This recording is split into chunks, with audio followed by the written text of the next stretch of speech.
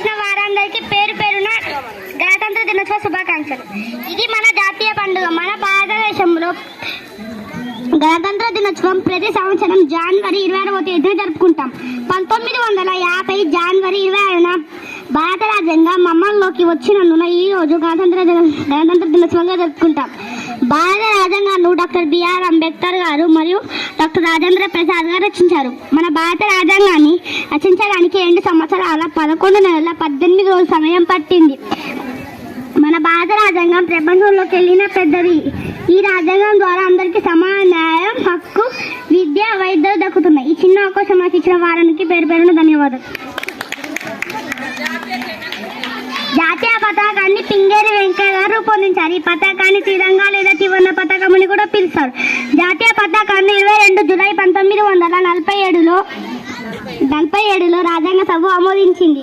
జాతీయ పతాకంలో 3 రంగులు ఉంటాయి. పతాకం మధ్యలో ధర్మచక్రం ఉంటుంది. పతాకం పైన కాషాయ రంగు, మధ్యలో తెలుపు రంగు, కింద ఆకుపచ్చ రంగులు ఉంటాయి. ధర్మచక్రంలో 24 చక్రాలు ఉంటాయి. జాతీయ పతాకంలో కాషాయ రంగు స్వచ్ఛతకు, ఆధ్యాత్మికతకు, త్యాగానికి గుర్తు. తెలుపు రంగు శాంతికి, సత్యానికి గుర్తు. అలాగే ఆకుపచ్చ రంగు సఫైరతకు, సస్య సమృద్ధికి గుర్తు. Jai Hind. Very good children. All of you claps.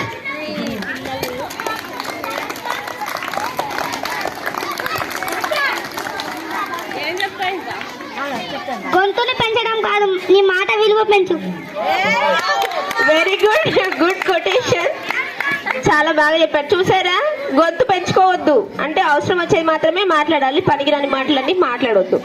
Very good.